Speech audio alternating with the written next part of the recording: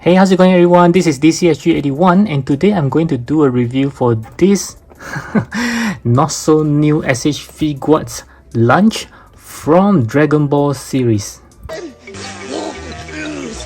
Okay, so this is one figure that I missed out in my collections. Somehow I didn't manage to pre-order her and even buy her in the after sales market. Yeah, so I managed to hunt her down in Japan. Yeah, so this is not from the Tamashii Nation store, of course, because it's a very old figure. So I got it from somewhere in Osaka, if I'm not mistaken. Yeah, so it's rather pricey because somehow I think a lot of people wanted it, and no choice, I'll have to get her. So there is lunch, and let's take a look at the box. So again, this is a very quite an old figure, I think 2 to 3 years maybe. Yeah, so you can see that from then on they already have this design which stays until today, and I really love how they actually put it and maintain consistently throughout the whole Dragon Ball's SH Figuarts line. Yeah, it's very nice. You can see the pictures of the figure here as well as the actual figures through this window. At this side of the box you can see more pictures of the figure, and at this side usually there's nothing much except for the name of the character, and at the back of course you can see all the cool poses of this figure. And because this is from Japan, no stickers being stick over these portions, and let's get her out.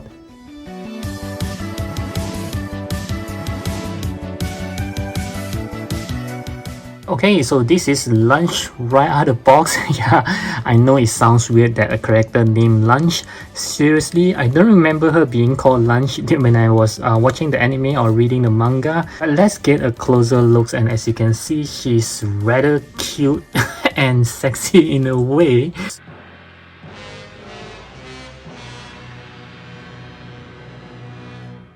So everything about her is so tiny because of the character. As a female character, you can see the joints are this one, the joint is rather protruded or something like that. It looks like amazing Yamaguchi now, but there is no options because she's very small. And okay, I haven't gotten the plastic off her. Yeah, so you can see that even her waist is, oh my god, they're so tiny. And I just love the pants. It looks so tiny and well made at the same time, very cute, and the very sexy barefoot. And we have something like a screen socks, and her shoe looks very nicely done as well. Wow, and yeah, she does have some butt there, and the hair just looks pretty amazing, especially this portion. You can see lots of details there. And yeah, I do like the blue that they are using for her hair, looks very nice here. And let's look at her face. Yes, very nicely made, and yeah, I can really tell that she's again lunch. So in that case, I would say that her outlook looks pretty good. And next we'll move on to some articulations for her. I'll start with the head as always, so she can look to the right, looks to the left. There is some articulations on her back hair that you can see. I can push it up and down. So by pushing the hair up, she can look up, not too bad.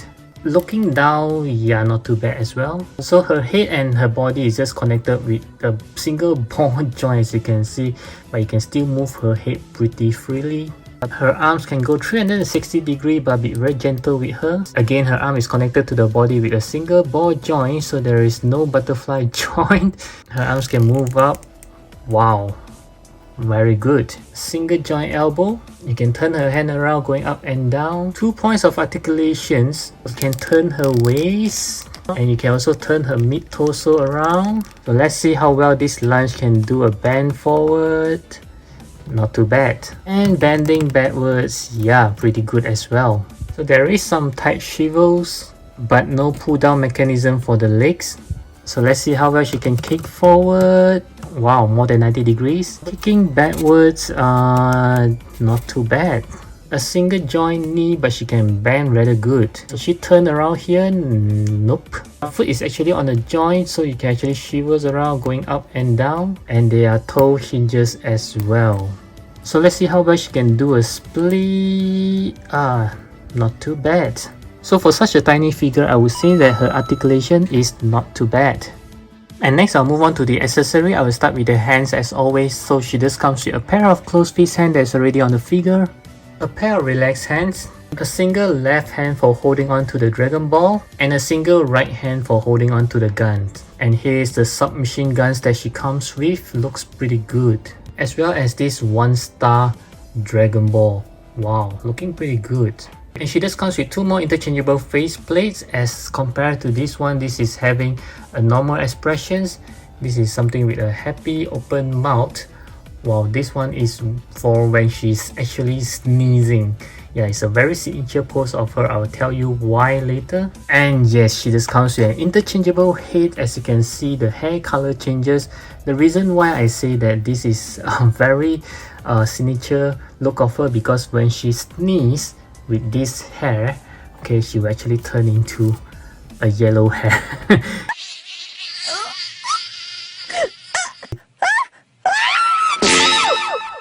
That's something like a transformation. When she turns into a yellow hair, she actually turns violence.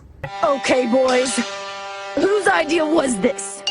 Wanna dress me like a doll? Well then, please don't forget.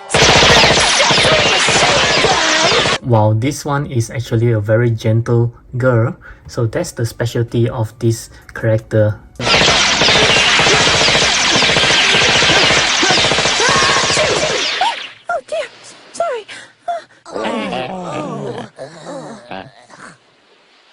You see, my other half comes out when I sneeze, and she doesn't like pig-headed boys. And she also comes with this interchangeable faceplate for the violence lunge, and mine does have a little dirt here. Oh my god, this is rather bad.